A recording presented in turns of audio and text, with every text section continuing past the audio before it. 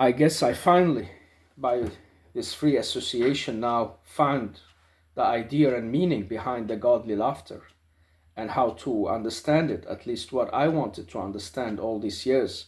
And by doing this exercise, that's also funny talking to myself in the video, putting it out there for whoever maybe joins in, welcome anyhow, but mostly just talking to myself, which also brings forward some kind of laughter and a funny situation. But at the same time, it made me break through to this, and that's what I'm happy about. I'm in ecstasy. And I did it by reading backward the last 3 chapters in the book and found the quote that was somehow the key. And he says, when the human can't do anything, you are in absolute dispowered.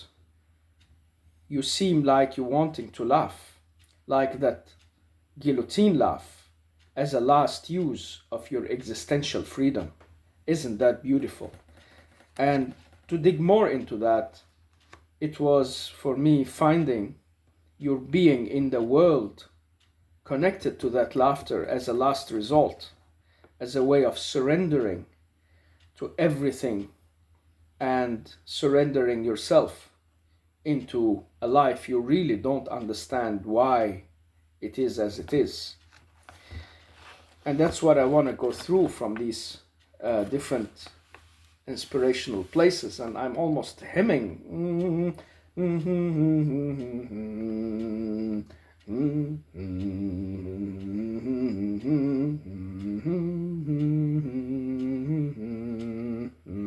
It's from a Danish love song, but I'm using it here because it's beautiful. And so to go from the backward, to laugh with God is not to laugh at God, but with, and that puts you in the level of the godly sphere, not in that blasphemic way that some people would react to, but you are in some way godly in the ability to laugh with that God that is above the pain, the choice, the responsibility of freedom, the weakness in this responsibility, the uncertainty. Just imagine that. That's what we associate with God, that power that is deep, universal, the source of everything, above everything, in contact with everything, giving love to everything, has the ability to punish, give and take, to get angry or satisfied. All these things we associate with God, whatever God we look into, has those same existential meanings in it. And so to be able to laugh with that God is putting yourself in a realm of eternity and putting yourself as a God's companion in a way, without being God, just someone he has chosen. And you finally reach that level by being able to laugh with that God, or to get the godly laughter, to be able to laugh at it all. It's also a kind of love bond. It's a kind of bond that is very strange, because it is very different from what we know and what we are about in this life. So everything that this book has been talked about is suddenly not so hard. You feel the easiness.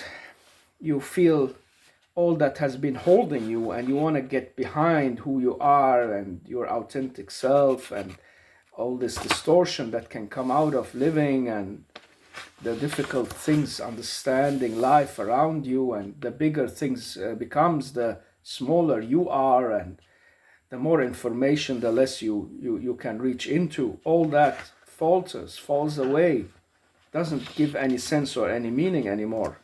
You are in a love relation, in a friendship love relation with that God of yours, the philia, the friendship that is so deep that it connects you to the higher and the highest.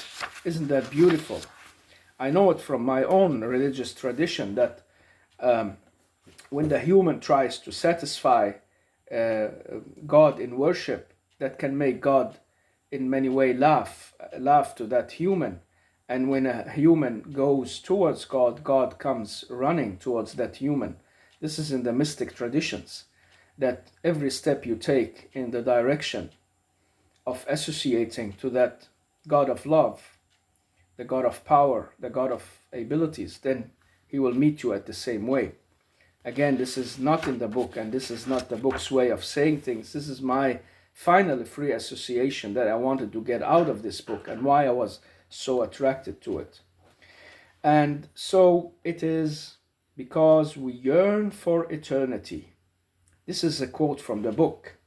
To create is to yearn for eternity. And there I found another key.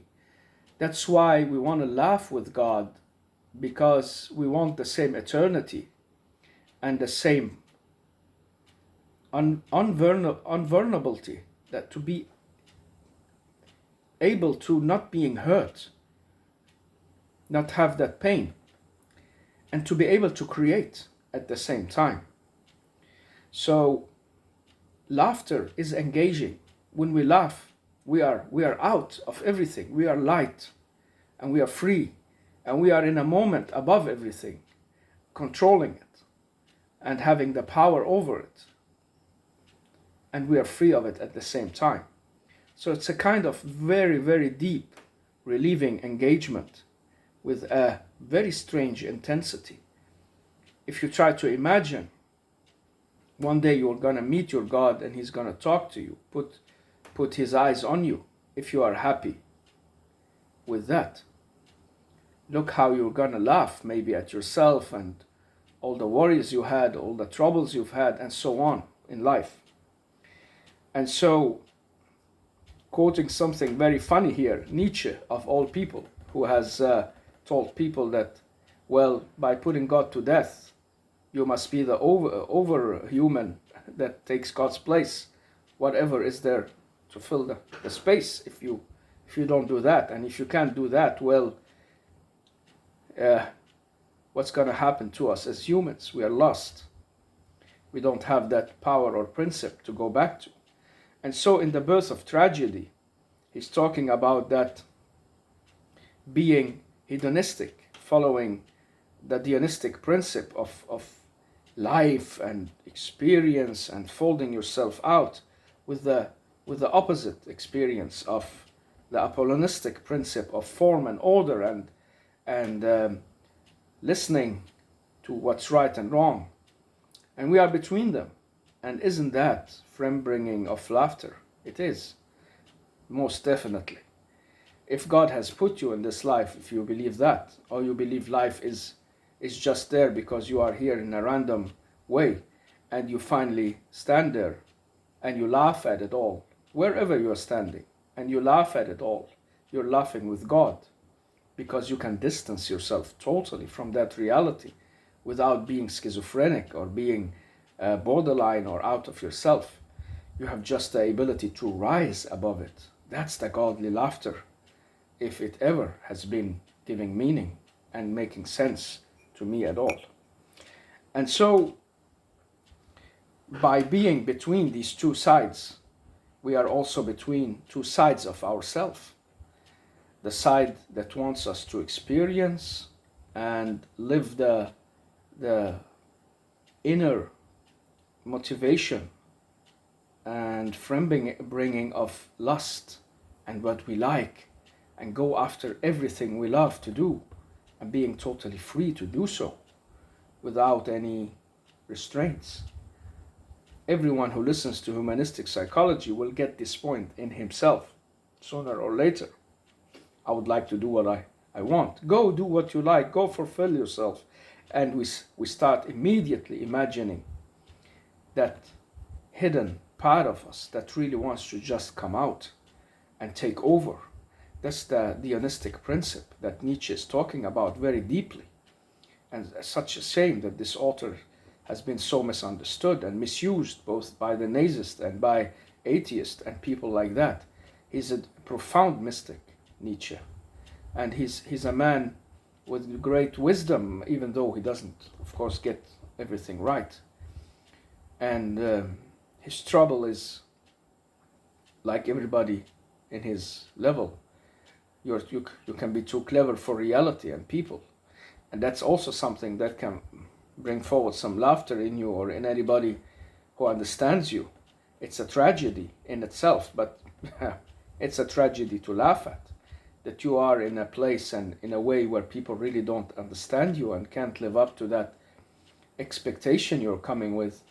So they put you in a space like they did with Nietzsche, just bottle him up with something or misuse him. And so between those two principles, the higher voice in us, what we call consciousness, or the over I in the self, as Freud and Jung and others try to figure out how it works. And those impulses and life drifts that's coming from the inside that we cannot control. We need the food, we need the sex, we hunger for more. We want to take everything, we want to have power, we want to be the richest, the best, the most beautiful, the controlling. Don't tell me you don't want that. It's part of you. It's part of who you are as a human. At the same time, you have that other voice that is coming out. And they read it negatively, but others read it positively, like Maslow. He read it as it's a voice that's positive. It's trying to correct you. And Jung had the same idea, and that's why he disagreed with Freud at some point. It's not only the voice of the evil mom and dad and the suppressing God who's coming from above.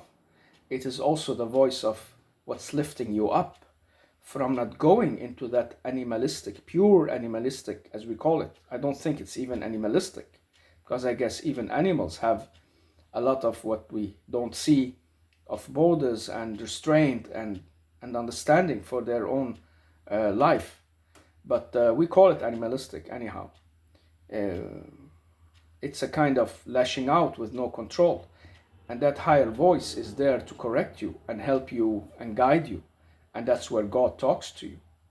And so when you are between these two, and you're always between them, and you have to let one take more control than the other, or you're maybe trying to keep them in check and balance and find the right way to do so, you can't avoid but laugh at this masquerade, at this scenery, at this setup in life, that things has to be that way.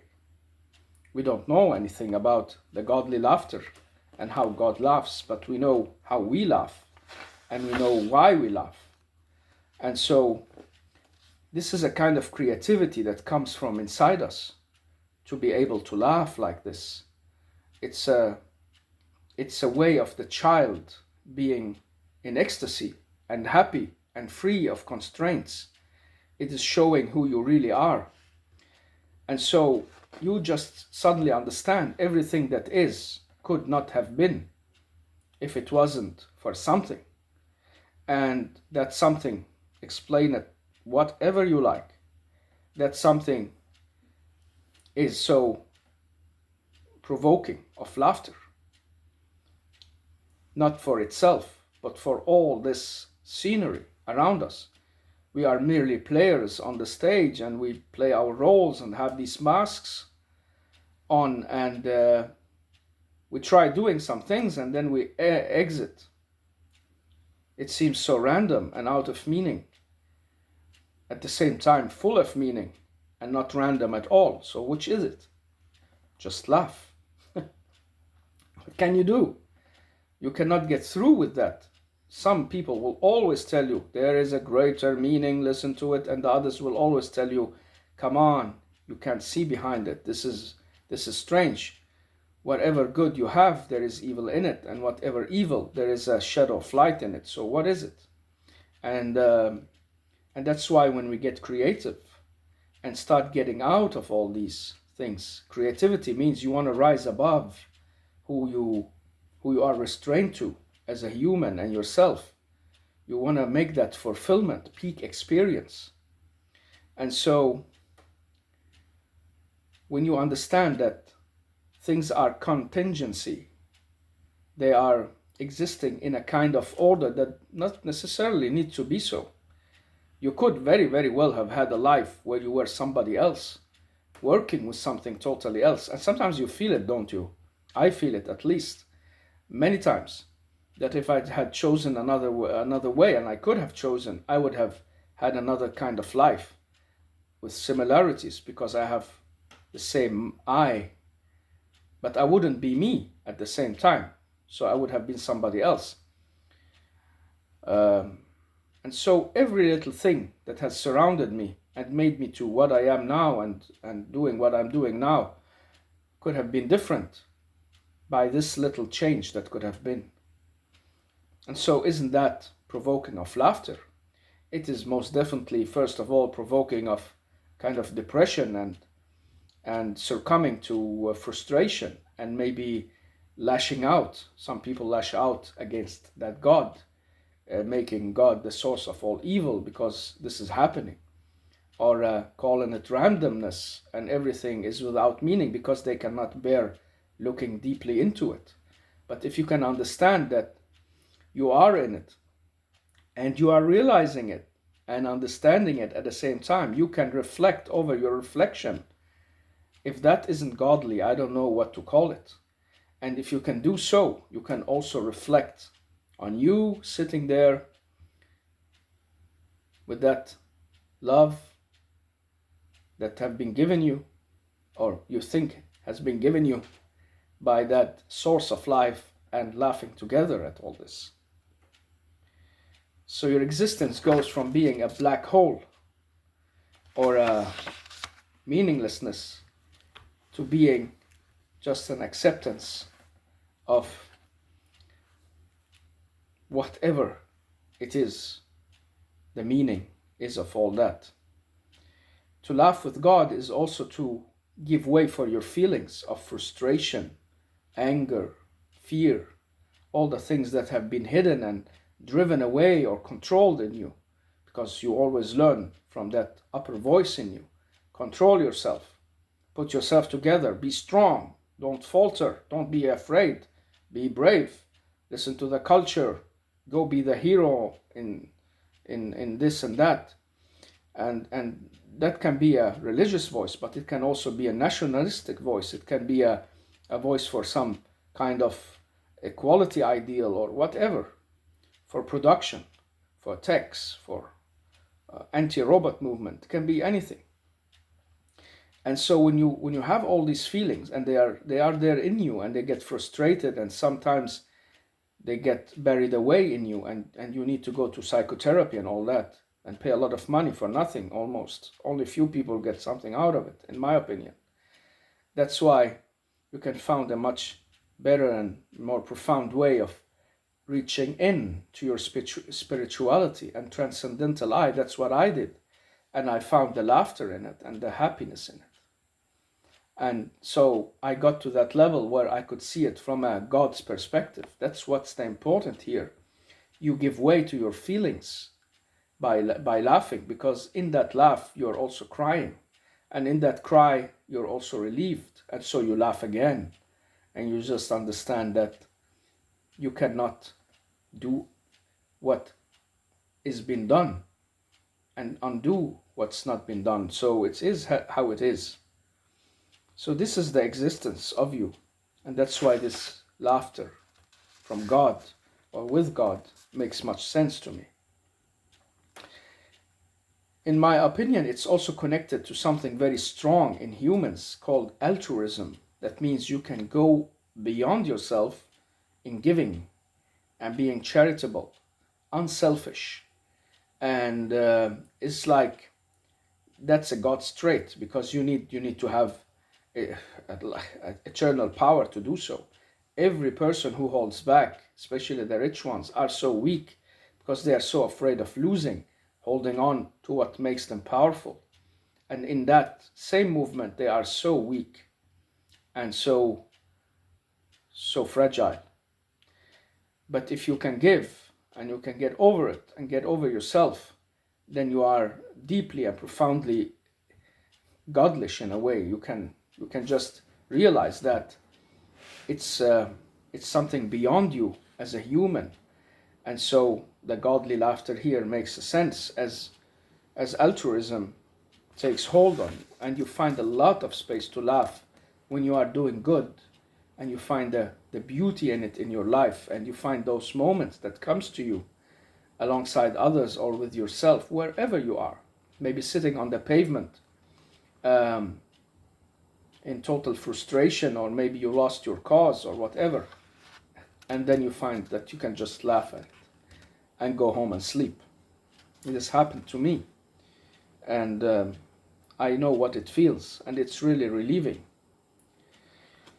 I also used another word from this book, the affirmation technique, and he's using it in a total different way, but for me it was a key word to understand its relation to that godly laughter, that the laughter with God is affirmation. You affirm your identity and your position in life, that you are real and you're here, by being able to laugh with the strongest and most profound power that is. I know many people will say that you imagine, it's all out of your imagination and psyche, but I am on that religious humanistic page that say no, it is outside us and we can get to it and laugh with it, and it has the effect on us, and it has a mirror in us. That's why we go wrong and think it's all from us, but it's a mirror of who we are. And this is an eternal discussion. People will always be divided in that, and that's also a reason for resignation and laughter, because whoever made this world and however it's made to be like this, that it's not easy to see through. It feels easy for some, but it isn't. I deeply understand people who cannot relate to the religious idea of a God outside themselves, even though you give them arguments of all kinds, and even though you show them, or even though they feel it sometimes from time to time, they go far in trying not to relate to that. That can maybe provoke a godly punishment, as it is in different religions, or maybe a reincarnation to a bad stage in life, because you're refusing that source of happiness and laughter that truly is there for you, the love that we will be giving you through this belief. But I also understand, and I think, and I know God must know and understand, that people can get lost in this, and just especially those scientists who think so much of themselves and their ways of studying things and finding words and saying it right. And this is what this poor guy has been doing in this book, Class Janssen. I love him and I like his book, but I think he's a poor guy, like all these scientists, trying to dig into that jungle of words and using the right words from the right school, and trying to make some experiments on people and trying to understand so much in so little time. Oh my God, these people are lost, more lost than we think. And so that's also provoking of a kind of laughter, because what the heck, where did you end with all this? And so at the same time, you can understand why they get lost, because they want to do it in a certain way, and that way is just not so clear and not so easy to get through. But they insist, of course. And so they laugh at the people who are, and now I'm saying laugh at, people who are religious and give themselves up to a simple belief, and saying, oh yeah, they don't know nothing of the scientific ways, and they are not really the profound thinkers they can't be. They're on a lower IQ level, so that's easy. If you can't understand it, then just believe in it or refuse it. But aren't they doing the same? How much do they really understand? And in what directions have they gone? Hundreds of directions. Philosophy, psychology, we are lost in this.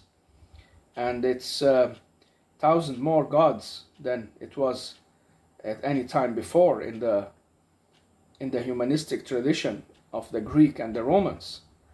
My God, this is really many small heads of godly speaking gods. Can you say it like that and laugh? And go to their schools and pupils and defenders. Oh my God, they will attack you like you are a what can you say, a parasite. It's like you are a heretic. It happened to themselves when one of them broke with the other. Oh my God, he was is isolated. They use exactly the same mechanisms as the religious people. What am I talking about now? I'm talking about to be able to laugh at things as they are, and why we laugh at them as they are, because sometimes they are just unbearably ununderstandable. That's why most people just go about living their life, but maybe not in total fulfillment. And so you can have, as again using the book here, you can have your intuition and fantasy, and you can have your feeling and your body, and you can have your mind as ways of living life and understanding it. And in all these four, you will have the laughter as something common.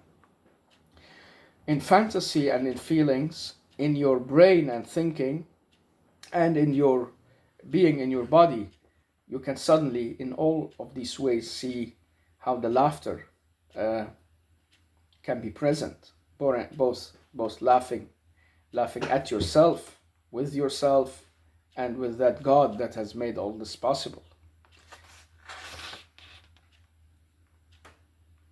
And so he says something here I really like that also put this in good perspective.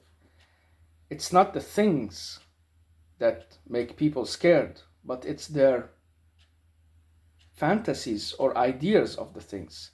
Why don't we use that for a second about the God we believe in or the gods we look to?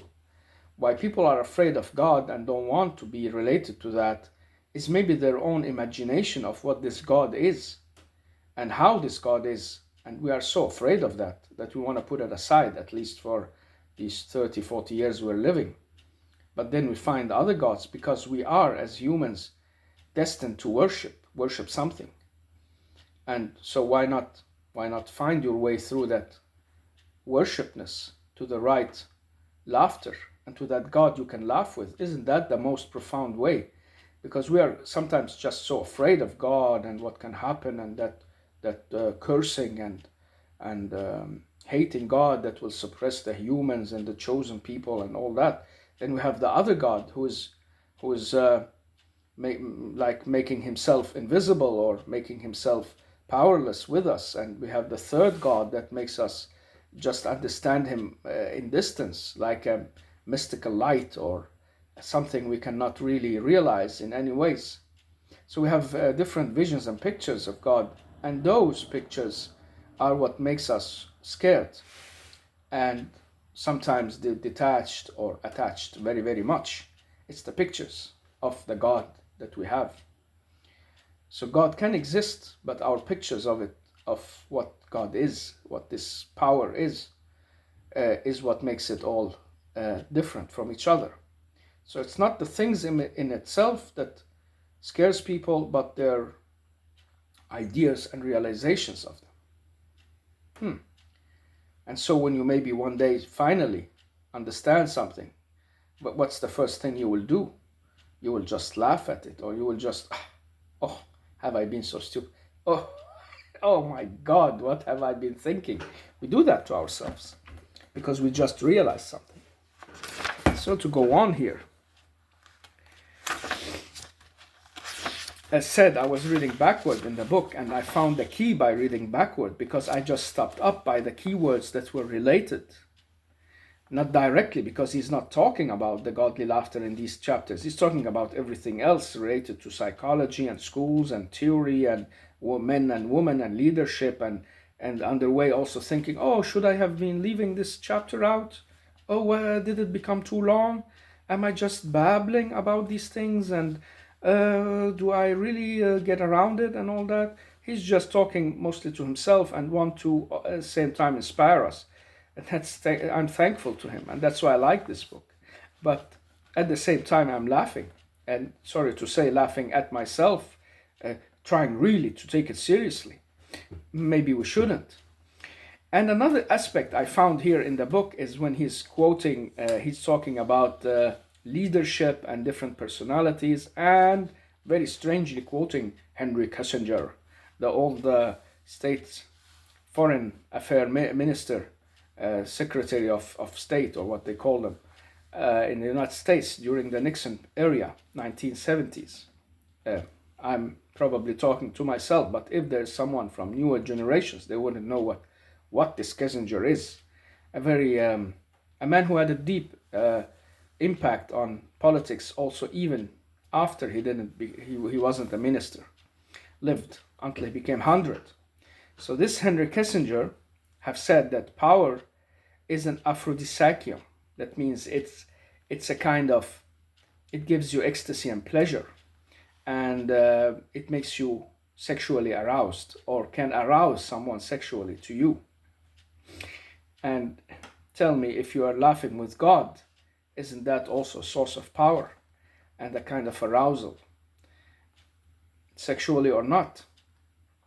But it is in a way a kind of an arousal. That's why many people find this effect of power in that relation they are in. And as you can see, I am free of censorship here. I'm just talking about what I see and how I read this. And then he, again going backward like I read from the last page and went 3 chapters back. And that's a funny way to do it, because how can you get a meaning out of this? And that's exactly what I'm doing, leaving the topics as he wants to present them and going for the keywords. And so he comes to something very interesting, talking about the persona that Jung has been talking about. You can be yourself, and you can have a persona, and that persona can have your person can have an anima and animus. It can be like a more female characteristics, and it can have a male characteristics, like dominating male or female characteristics, feminine and masculine. Not female and male in the human sense, but it can be feminine and masculine. And so when you have this persona, you're not always really yourself. You are in a role. Like I'm in a role right now as the explainer to myself and to whomever is listening out there, which I think is very few people, because, well, nobody has time for that, and the market is flooded with videos and no time, and we have also to sleep and eat and cherish life. But it's helping me to talk, and I hope it will help someone else. So it's both of my interest and selfishness, and out of non-selfishness at the same time, because I profoundly hope, if my voice is good and reasonable and important, that it will shine through, and that people will get some consolation in it, or find some joy. That's happiness for me to bring that to other people, but I'm not really thinking that it must do. And so he talks about the persona, and in that I can see that laughing with God is also being in a role in that persona. You are not God, and you are not the source of everything. You are a created thing. You can be contingent, like you can be random, or you can come out of another chain of life, whatever you believe. You can think I'm from Adam, or you can think I'm from the cells in the sea that just crawled up and walked and later became us. Whatever you think you come from. And I personally believe that we are created. We are created beings, highly intelligent and spiritually endowed. But whatever you think, you are in a persona. And when you're laughing with God, you are in a role. You are being put as a companion to that God to be able to laugh and have joy and fun. And that's a blessing from that power that's given it to you, like entering a very powerful man or woman's life and giving you the space to eat and drink and talk and laugh with them. You feel that as a privilege. And here he stops by something that calls the outsider, and that's also, in my opinion, laughing. What I say, it's related to laughing with God, because being an outsider is being the human that is different. Because when you say to people laughing with God, and they say, what are you talking about? People are so much out of these elementary thoughts that they don't even realize them. Why do I say elementary thoughts? Because they are so close to us. They should be elementary, but they're not.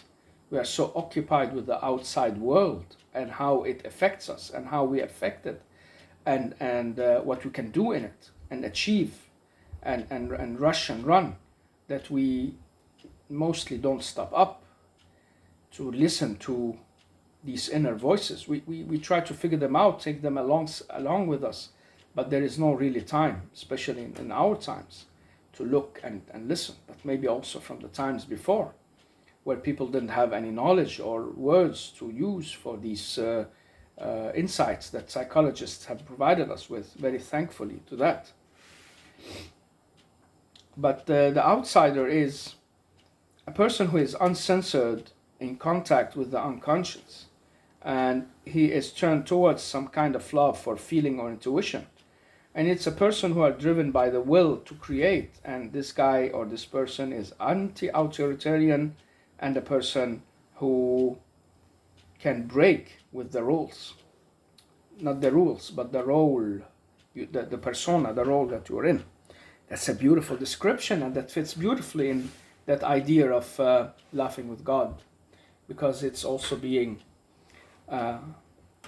uncensored and being in contact with something you feel deeply inside you, but it's not really on the level of consciousness, and you are actually just living in your intuition and feeling by doing that, and you're creating that joy and the situation just by imagining the laughter with God. First time I imagined that was when I was a religious kid, a teenager, sorry. I had this story given to me that the people who will really love God purely from their heart and worship that one God, He will, in the afterlife, come towards them like a shining moon, and they will look up and they will be able to feel God's presence, and they will wish to see God's face, say, God, reveal yourself so we can see you. And then some by some they will be given access to a special place where they can be in that special connection with that God that they have worshipped and loved. And that story gave me all kind of imagination, fantasy, motivation, engagement to be one of those people who could become one who would see God's face and be there. And that's where the laughter must come out, because you will be in the presence of the Creator and the source behind everything, if you believe that you are valuable enough to be there.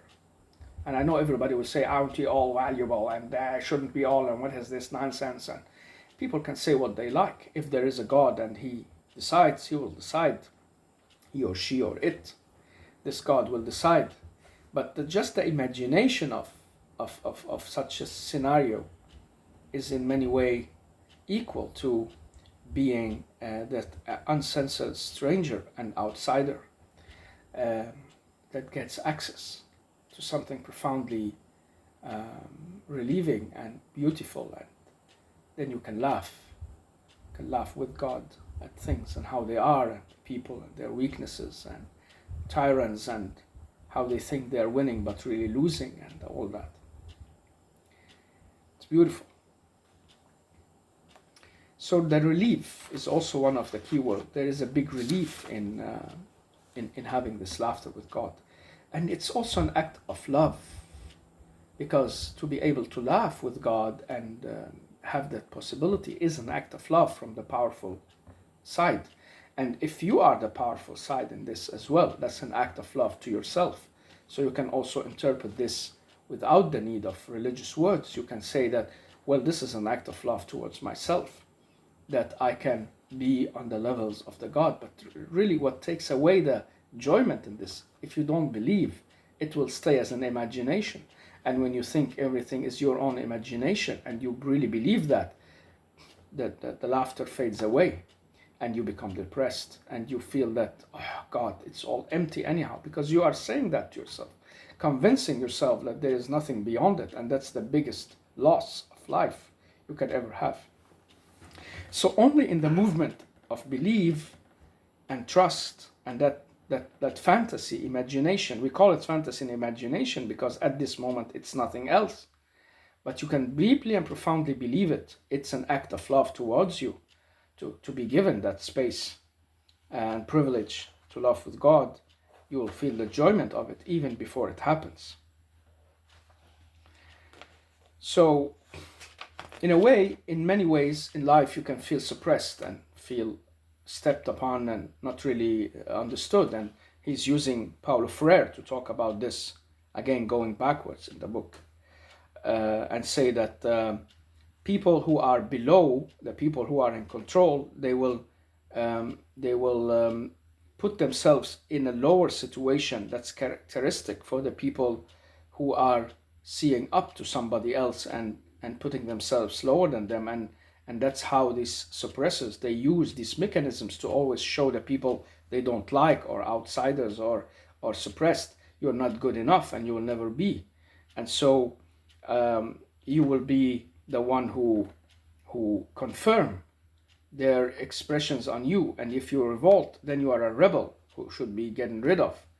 And that's what happens all the time between cultures and those who dominate and the dominated. And that's what God hates profoundly and says he will truly punish the people who are doing this to each other. And those who are suppressors will be profoundly punished. And there is a reason for that. Don't just look at it, oh my God, why is God gonna punish people? Oh, isn't that cruel? All this way of thinking is very strange, because why don't you want these people who are using the suppressive element on purpose? It could be you. And that's why you don't want the punishment, because you know if you got to that level, you will do the same to others. And so you don't want the punishment altogether because it will hit you, and so you accept being the suppressed. And that's why when God's gonna ask people, why did you accept being the suppressed? He said, well, we followed these suppressors and we accepted the picture they gave us about ourselves. So breaking free of that suppressive picture is a way of getting to the point where you can laugh with God in strength and in pure freedom and true worshipness that gives you your value, your true value. Nobody can put you back in that place again. When you are on the level of and in the sight of God's sight, and this seems like some religious preaching, but it is, because that's exactly what the religious preaching is saying to people. Get up to that worthiness that you are as human. Unfortunately, a lot has gone wrong with the religion because of the misuse of power and money and people, and those people who are narcissists putting themselves at the center of everything has destroyed all that is good. And most of what is good that people could have found in relating to God. So humans are really sometimes lost tribe and lost existence, because when it all shifts like that and God doesn't stay in the center of it, well, the meaning of these people who should show people the way to God, they become so important and self-centered, and people give them that self-centricity that they lose the sight of the cause and becomes this person who is telling us about it that is the most important. But if you can't get out of that, then you are on that level where your worthiness will never be suppressed, because you are on a level where you are seen by the highest might. Another thing he's talking about here, also about with Paul Freire, is that humans is because they are in a situation, and the more the situation is, the more you need to reflect on your actions and existence. It's a beautiful and deep phrase, and in that way, if you can get out of that situation and relate to something outside it, you will get up of that suppression or lowerness that you are. So laughing with God, as I read it when I read this passage, so yes, laughing with God is actually getting out of that lower state that you have put yourself in, or that life has put you in, and you keep looking at yourself through situations, not through who you truly are and has the right to be. Yeah, I think I am halfway. There is so much in this. Earlier on in another chapter, he's talking about that we only realize the aspects of future that we can imagine, because our will is driven by our fantasy. And imagine, as I said just now before, that you can imagine laughing with God. That will drive your will, and your will be the limit of what you can achieve. So you will achieve it.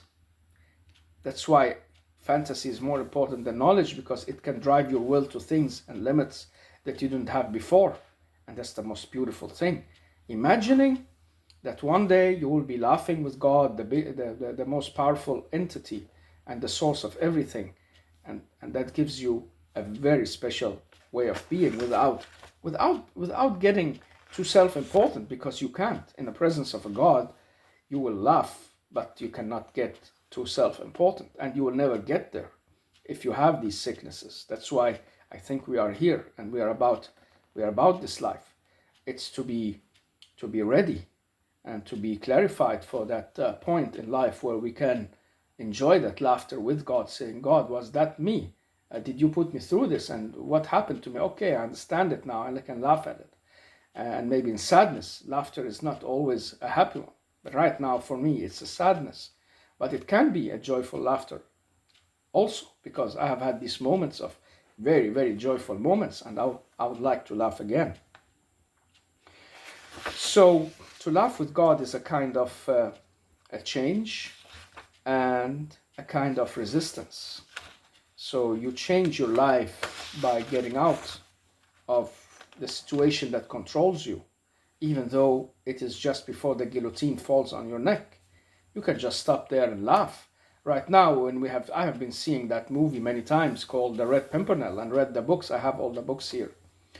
And a funny scene in this book every time is when people are gonna cheer for the guillotine falling on the head of these rich people who have suppressed them, and you see all these poor people standing there not really knowing what they are doing, and lost the sight of both love and forgiveness, and then starting doing to others what the others have been doing to them. So what's the difference? The difference is the others at least were cultivated and knew that they were responsible, and these people were irresponsible, and that's why it became a bloodbath and the troublesome times, and they gave the power to the one strong man, and the ideals didn't really get through. And so you can laugh at it today and say, oh my God, look who's laughing. Look who's standing and spitting. And you find the same story in the story of Christ in the New Testament, and how he's taken to the cross, as the Christians believe. In the other versions with the Jews and the Muslims, it's like, oh, this is, and the Muslims would say, this is not Christ, this is his friend, because this is the version in the Islamic, the Muslim religion, that God helped Christ to get to heavens, so he could stay alive for the last day, where he would put things right. But one of his friends agreed to take his place, and that's why they took him. That was the Judah that's been so misunderstood. And in the Jewish, they would say, oh, this is just a person who's proclaiming himself to be God, and he deserves this. And in every way you see it, it's provoking a kind of, oh my God, what is the silliness of it all? And that's the life of Brian, as it's been showed by John Cleese and his friends. Maybe many people, and including myself, can see it as a laughter of Jesus and the story, and it's like a way of saying, oh, but at the same time, the silliness that they are saying is actually a silliness. Not only the act in itself. Oh, we've just killed the God and he's hanging there on the cross. This is God's spirit that was incarnated as a human. Yes, we got the control. But at the same time, God is laughing, saying, ha ha ha, by killing me, you resurrected me, and by doing so, you have freed the people who are suppressed, and they will follow me, and I will be the most famous man in history, and ha ha ha, who's laughing last? And at the same time, every one of us has this part of life where it is a cross, and we are hanging there. We don't know what to do. Even the people who die very quickly, they can, if they get the time to realize that, like kids who dies at the age of 2 or 3 or 7, if they have time to realize, am I already dying, getting out of this world? This is also a step into the realm of laughter. I didn't even get to be here, what's going on? And so on. And so, as my old boss and director from the old municipality used to tell me when I'm in trouble and say, oh my God, I can't find a job, and still today, I don't know why people don't hire me, and nobody, every application said, well, always remember the guy hanging on the cross in The Life of Brian, singing, you must always look at the bright side of life, look at the bright side of life. Isn't that provoking for a laughter, even though it's silly and sad and maybe tragic, and right now I'm not feeling happy? But if I can get over it and laugh, my God, how free I would be. Free from the silliness of the humans and the suppression, and giving yourself the picture they want to give to you. And by their rejection telling you you're never good enough and will never be, you're transcending all that. And you're laughing with God at them all. And that's beautiful. And I know it seems, oh yeah, you're trying just to get out of a psychological situation. That can be true, but if God is true, and I believe He's true, it's true, then I am really out of it, and nobody can touch me.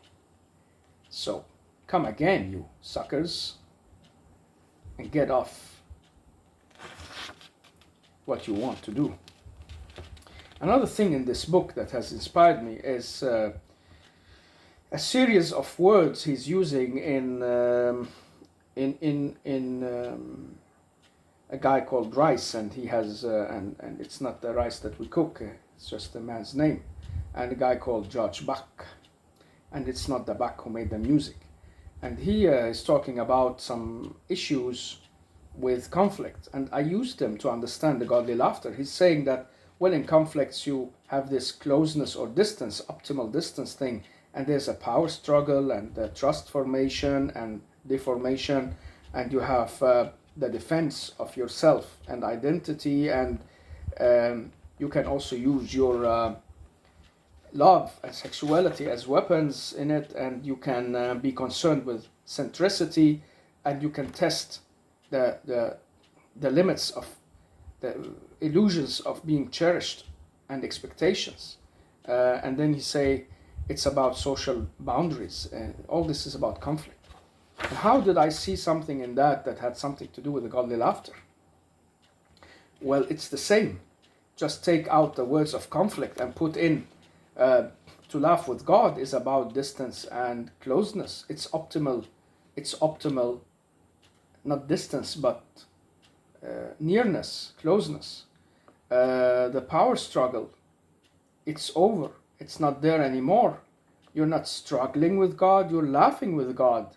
The fight is over. The troublesome times are not there. He's accepted you. Beautiful, huh? And the trust formation or deformation, you get beyond that as well. You have just this bond, because when you laugh together, you get a special bond. We know it from the human relations. It's just special for us to laugh together. And then it's the defense of self, your identity. You're transcending that. You're getting over having to stand in a situation where you have to put up your barriers and defend your actions and deeds. You are entering a realm of no judgment, laughing with God. Centricity.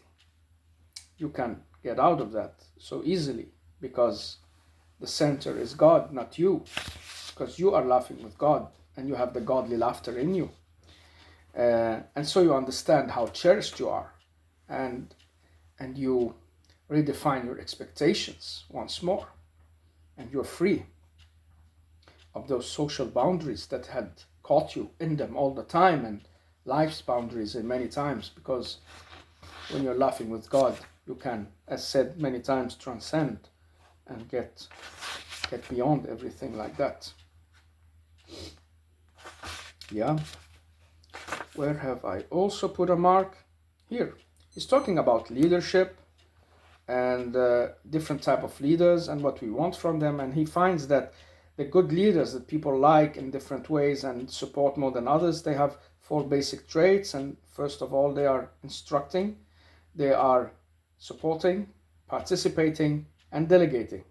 And I thought, why not change this and say, well, if this was a godly relation, what do you want from God? What kind of God do you want him to be? First of all, you want him to be instructive, and he is. He's giving you many messages over time through your inner self, through outside messages, through talks, through people, through your own experiences. He's trying to instruct you.